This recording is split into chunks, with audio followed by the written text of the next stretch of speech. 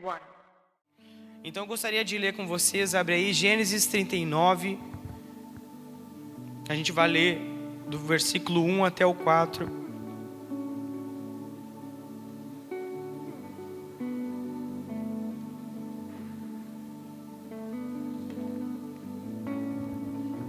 Gênesis 39, 1 ao 4 diz: José foi levado para o Egito e Potifar, oficial de Faraó, comandante da guarda egípcio, comprou-o dos ismaelitas que o tinham levado para lá.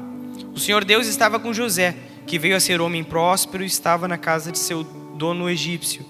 Potifar viu que o Senhor estava com José e que tudo que ele fazia o Senhor prosperava em suas mãos. Assim José achou favor diante dos olhos do seu dono e o servia. E ele pôs José por mordomo de sua casa e lhe passou às mãos tudo o que tinha.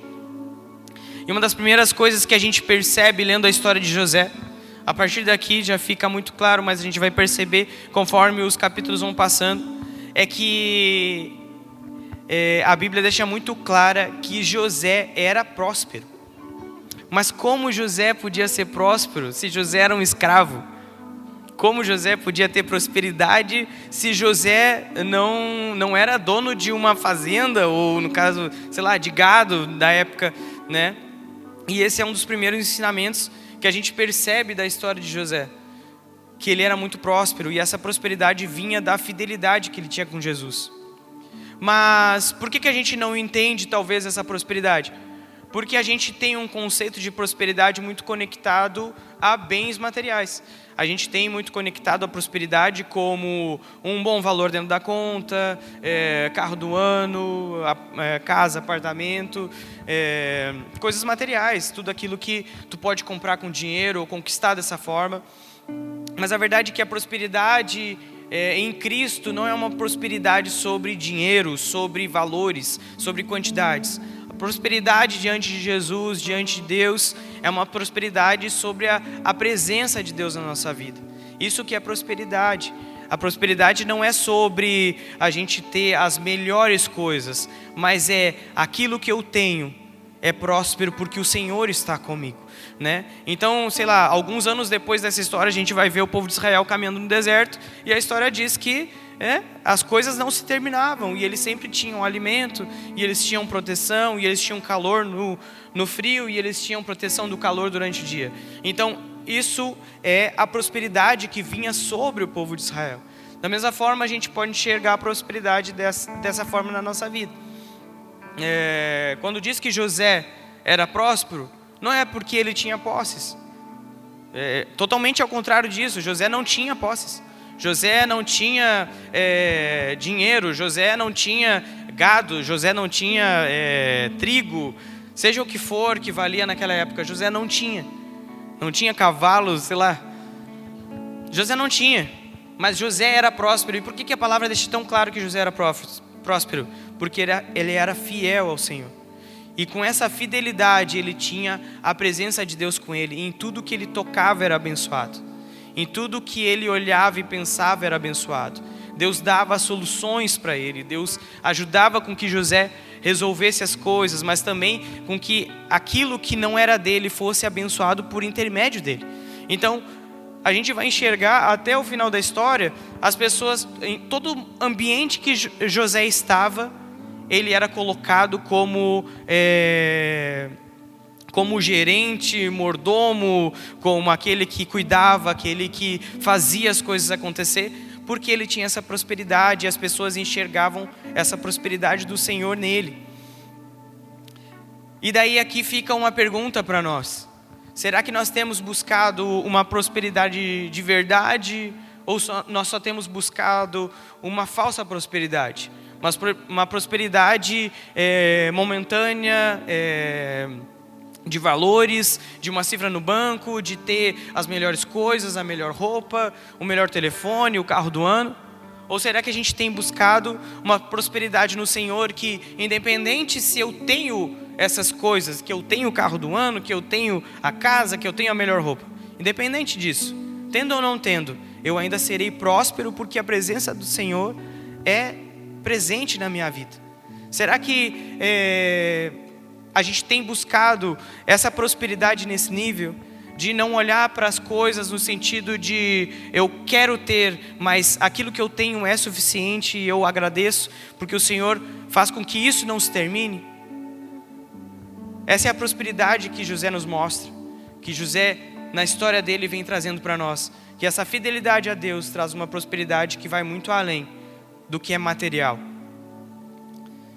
Todo mundo comigo? Beleza? Vamos continuar aqui. Continuando na história de José. Depois disso, além de ser escravo, rolou um caso de família na casa de Potifar. A esposa de Potifar era apaixonada por José, queria muito um lance com ele. Mas José era um cara íntegro, era um cara fiel a Jesus. E não aceitou isso. E por causa disso, ele foi preso. Injustamente preso. Só que chegando na prisão, mesmo com tudo dando errado na vida de José, pensa comigo. Quando parece que a coisa vai melhorar, bum, o cara cai lá para a prisão. E daí chega lá, como eu falei antes, José se torna encarregado da prisão. O cara, sendo um dos prisioneiros, se torna encarregado da prisão, cuidando das coisas da prisão e cuidando dos outros prisioneiros. De forma que a Bíblia deixa claro que o carcereiro, que era o cara que tinha que cuidar, não tinha preocupação alguma, porque José estava cuidando daquilo. E a próxima coisa que a gente vai perceber é que José sabia criar alguns marcos na vida. Marcos de Jesus. José que sabia criar alguns marcos na vida, quando ele deixava claro algumas coisas para ele não esquecer do que tinha acontecido. Porque após um tempo que ele estava na prisão, José teve a oportunidade de interpretar 2 sonhos. Do copeiro real e do padeiro real. Um desses sonhos era sobre o copeiro iria voltar a servir o faraó, enquanto o padeiro seria morto em 3 dias. E independente do resultado daquilo que estava sendo interpretado, José, sendo verdadeiro, trouxe aquela verdade para essas pessoas, e isso testificou em relação a ele, para que no futuro ele pudesse ser chamado perante Faraó para interpretar os sonhos que Faraó tinha. E naquele tempo ele interpretou o sonho de Faraó, dizendo que teriam 7 anos de fartura, de muita colheita, e depois teriam 7 anos de muita fome, de seca, de falta de provisão. Só que isso só veio por causa que José tinha sido verdadeiro com aqueles homens. Embora tenha esperado 2 anos depois dessa interpretação do copeiro e do padeiro, foi chamado para interpretar o sonho do faraó. E aqui a gente percebe, em Gênesis 41, do 45 ao 52, que José coloca alguns marcos na vida dele, para que ele não esquecesse das coisas que aconteceram. A gente vai acompanhando a história dele, e a gente vai chegar aqui, e eu gostaria de ler para vocês. E Faraó chamou José de Zafenate Paneia, e lhe deu por mulher a Zenate, filha de Potífera, sacerdote de On. E José percorreu toda a terra do Egito. José tinha 30 anos de idade, quando se apresentou a Faraó, rei do Egito, e andou por toda a terra do Egito. Nos 7 anos de fartura, a terra produziu com abundância. E José ajuntou todo o mantimento que houve na terra do Egito durante os 7 anos e o guardou nas cidades. O mantimento do campo ao redor da cada cidade foi guardado na mesma cidade. Assim José ajuntou muitíssimo cereal, como a areia do mar, até perder a conta, porque ia além das medidas. Antes de chegar a fome, nasceram 2 filhos de José, os quais lhe deu a Zenate, filha de Potífera, sacerdote de On. O primeiro José chamou de Manassés, pois disse: Deus me fez esquecer todo o meu trabalho e toda a casa de meu pai. O segundo nome ele deu de Efraim, pois disse: Deus me fez próspero na terra da minha aflição. Coisas importantes aconteceram, a gente acabou de ler algumas coisas. E a gente sempre percebe no contexto bíblico que o nome é sempre algo muito importante. A gente vai sempre perceber que fulaninho foi chamado de tal coisa por causa disso, ou a gente vai nomear esse lugar porque aqui Deus esteve, sabe? Então a gente percebe no contexto bíblico que nome não é brincadeira, sempre nome tem alguma coisa. Então Jacó troca de nome porque Jacó não era um bom significado, e agora tu chama Israel porque tu vai ser pai de multidões, sabe? Então a Bíblia deixa muito claro que o nome ele chama de Manassés, importante. Então quando José tem o primeiro filho, ele chama de Manassés, que significa Deus me fez esquecer todo o meu trabalho e toda a casa de meu pai. E esse é um dos primeiros marcos que José cria na sua vida. É o tipo de coisa, tipo assim, comprei um apartamento, sabe? Daí tu vai sempre marcar aquilo, naquela fase eu vivia isso, eu tinha isso, acontecia isso, né? Foi essas condições, sabe? É esse tipo de coisa que acontece na vida, né? Sei lá, coisas marcantes que deixam claro algumas coisas e nos relembram daquela época. E Manassés, ele traz o peso de tudo que já passou, aquilo que um dia foi, aquilo que um dia aconteceu na vida de José, aquilo que machucou, que traumatizou, que hoje não é mais um problema. O nome de Manassés vem muito com o sentido de, não com o sentido de eu perder a memória e esquecer o que aconteceu, mas no sentido de eu não vivo mais aquilo. Eu esqueço daquilo porque eu não vivo mais aquilo, eu não sinto mais aquela sensação, eu não tenho mais aquela dor, eu não preciso mais viver isso. Ao mesmo tempo, o nome de Manassés vem para ser um lembrete diário, para que José nunca esqueça de onde ele saiu e onde Deus tem colocado ele. Então, José, sendo um filho muito amado, é vendido como escravo, é preso injustamente e agora governador do Egito, sendo a pessoa que só responde ao próprio faraó. Ele bota o nome de Manassés e ele pode dizer, foi difícil até aqui, mas agora, né, Deus me colocou num lugar de honra. Eu estou num lugar em que eu posso abençoar, em que eu sou abençoado, um lugar em que é maravilhoso, que eu posso viver verdades do Senhor aqui, né? Então, Manassés, o nome de Manassés vem justamente por causa disso. Vem no sentido de olhar para trás, mas sempre testificando o meu hoje, sempre testificando como eu estou hoje.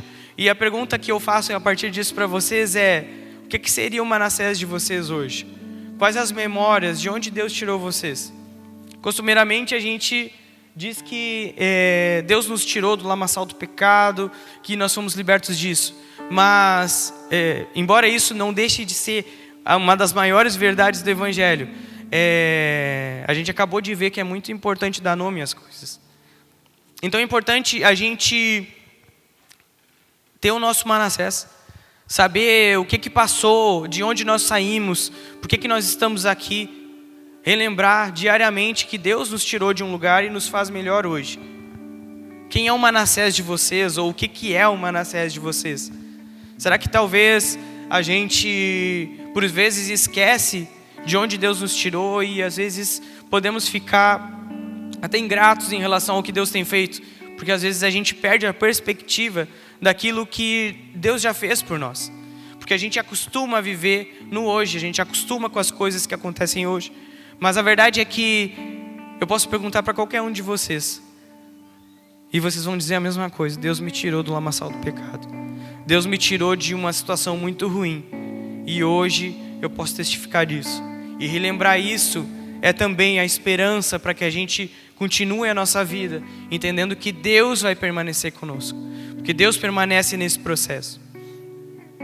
Então talvez o teu Manassés vai ser, sei lá, Deus me tirou das drogas, Deus me tirou da mentira, eu não sou mais mentiroso. Deus me tirou da falsidade. Deus me tirou meus falsos deuses. Deus me tirou da escravidão da minha dependência emocional. Pode ser tanta coisa, mas a verdade é que relembrar disso é também saudável no meio cristão. Não no sentido de remoer coisas do passado, mas no sentido de nós sempre lembrarmos de onde Deus nos tirou e onde Ele tem nos colocado. Quando vem o segundo filho de José, cara, eu quero muito falar Jacó, e toda vez que eu falar José, tá bem difícil, mas vai dar bom. Quando vem o segundo filho de José, nós vemos uma mudança drástica. Ele já estava vivendo uma outra realidade. Então, ele chama ele de Efraim, que tem o significado de Deus tem me feito prosperar na terra da minha aflição. Ou seja, aonde eu fui afligido, hoje eu prospero. Aonde tudo foi ruim, onde tudo foi tristeza, onde muitas coisas foram difíceis, agora eu sou abençoado e eu sou próspero aqui.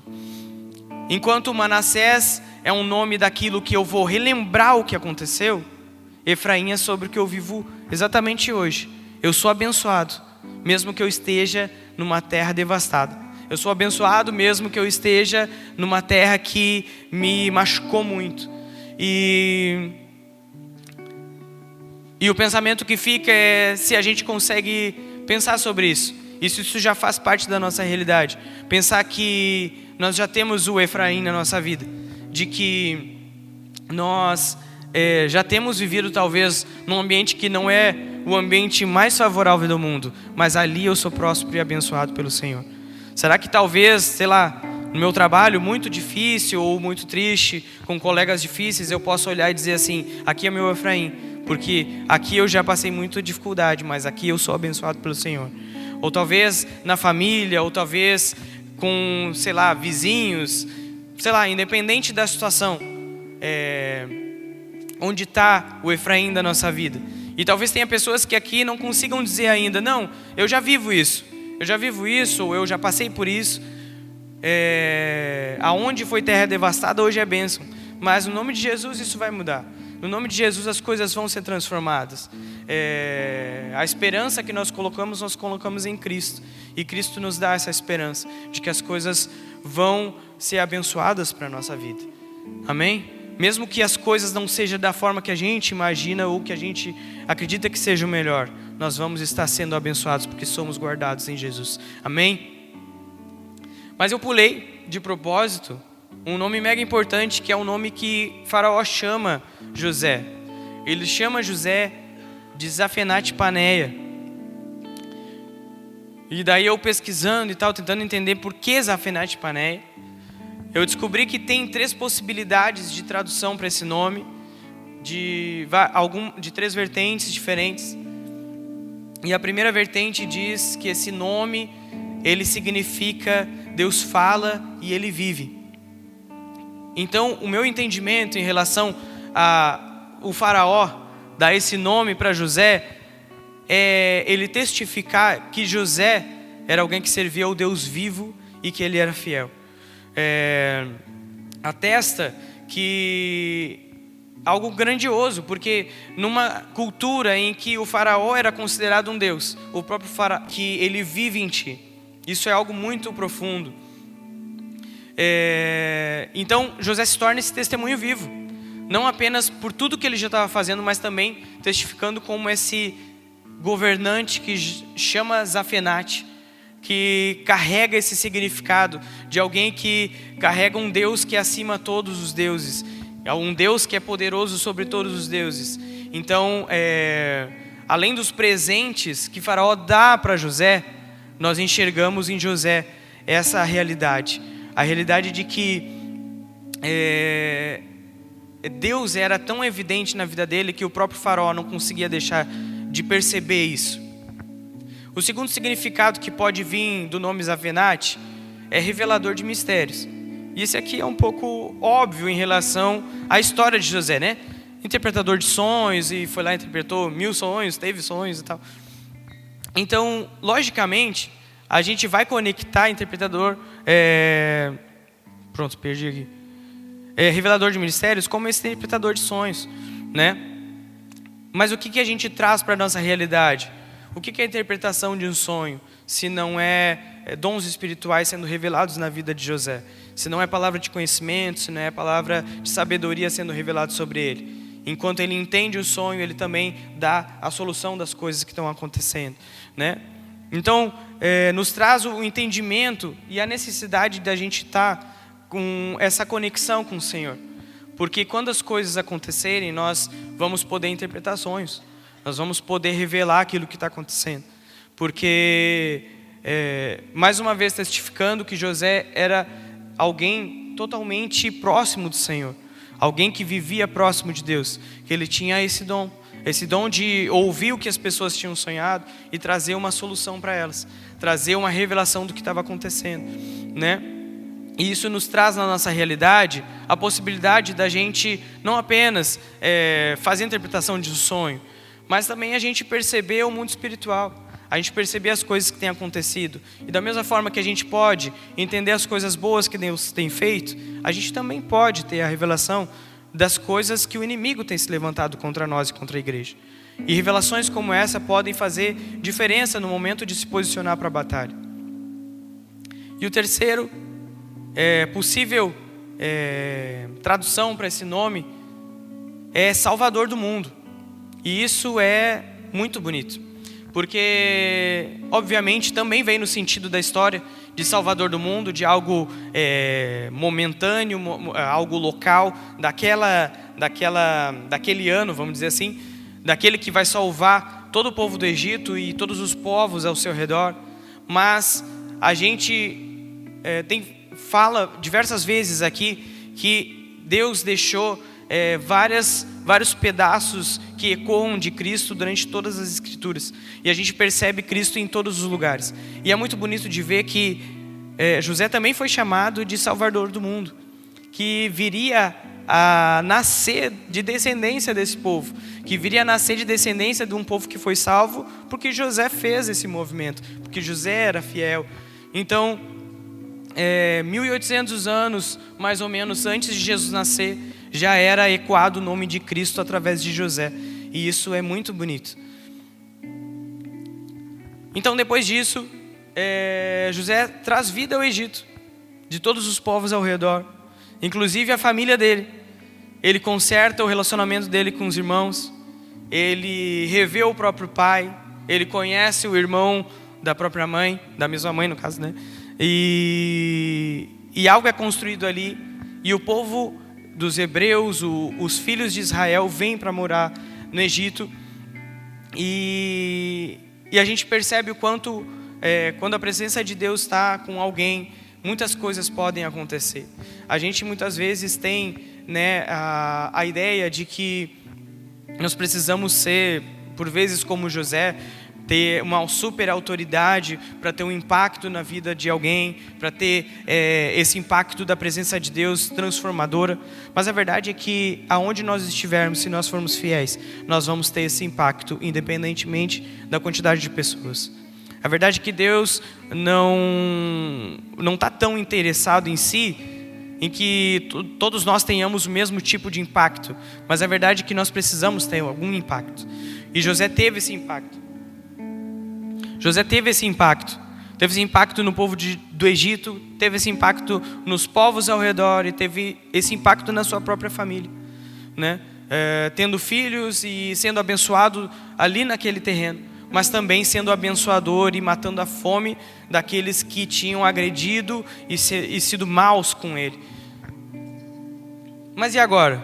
Eu falei um monte de coisa de José e em nenhum momento eu falei sobre o legado. Depois de tudo, onde é que ficou o legado? Onde é que está o legado? O Mateus começou falando de legado, está perdido, não falou de legado mais. Legado não é uma coisa só. Legado não é só uma atitude. Legado não é só uma escolha diária, algo que acontece de vez em quando. Quando a gente lê a história de José, a gente percebe que não é um atributo, não é um adjetivo, não é um feito só. Legado é algo que perdura além do tempo, é algo que perdura para gerações, e que vai ter impactos por muito tempo. Isso é um legado. Legado não é uma simples memória. A gente ter a memória de alguém, o legado dessa pessoa, eu lembro dela. Não, o legado dessa pessoa é o que ficou dela para as pessoas ao seu redor.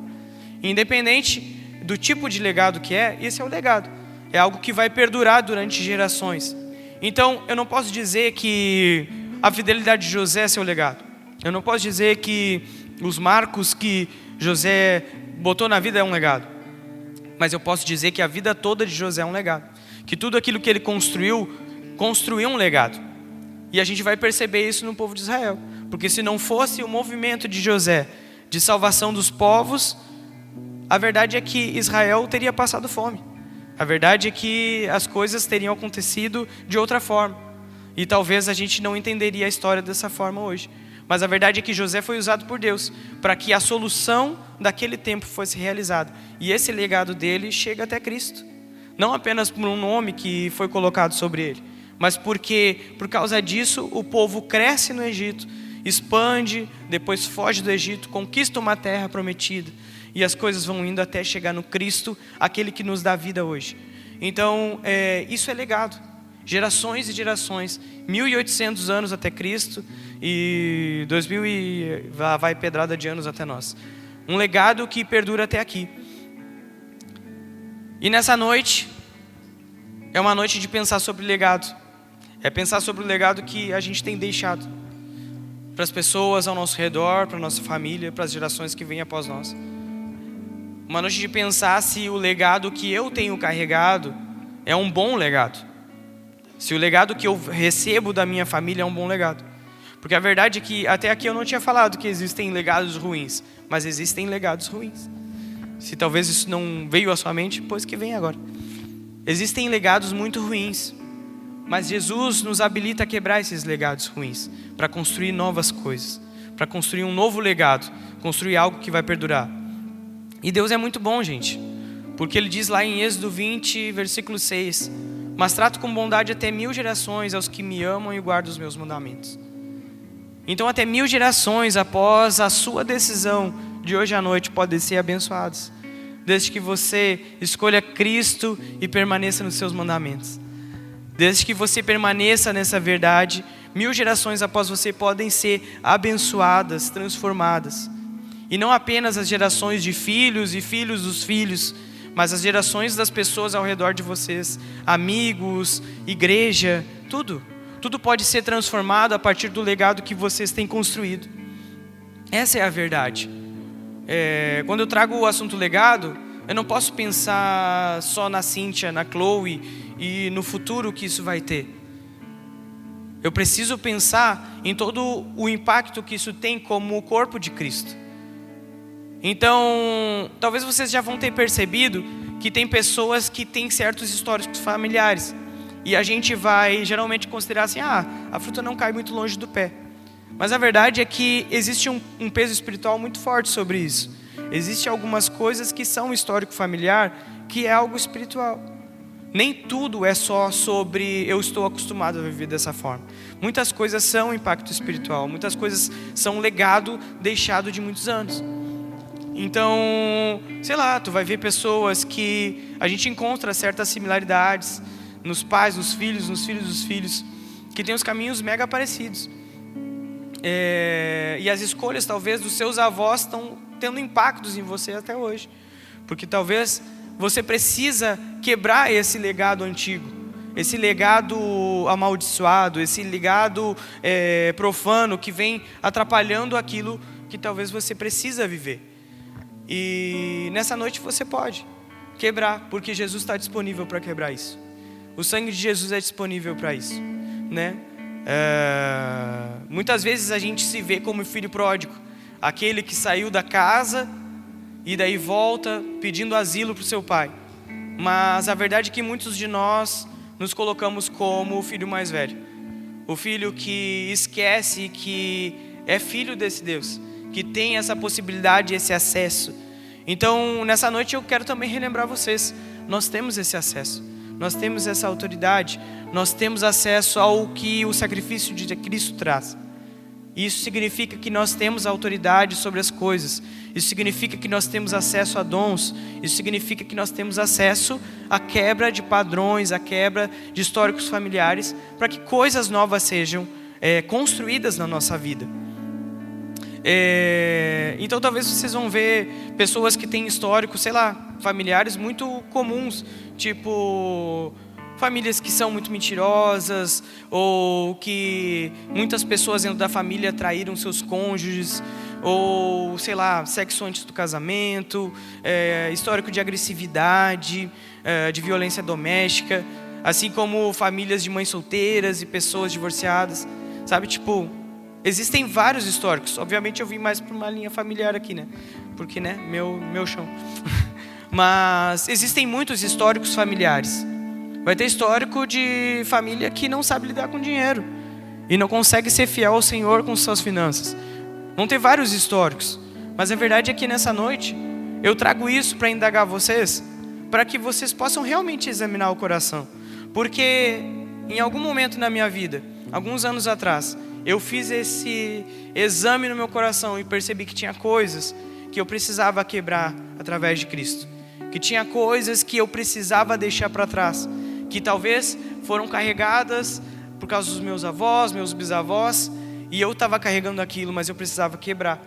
Porque a verdade é que eu não quero que a Chloe tenha que quebrar. essas coisas ruins que vêm do passado. Eu preciso quebrar em mim. Essa é a minha responsabilidade. Porque a partir do momento que eu deixo de quebrar, eu acabei passando para ela e ela precisa quebrar. Então nessa noite, existe essa possibilidade. Porque um legado não se constrói da noite para o dia. Mas hoje pode ser o primeiro passo de você quebrar um legado amaldiçoado na sua vida, para construir um legado abençoado e abençoador.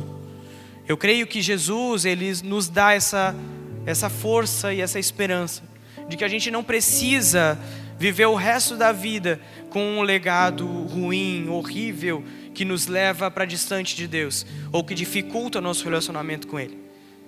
Eu sinto que Cristo, Ele nos dá essa habilidade,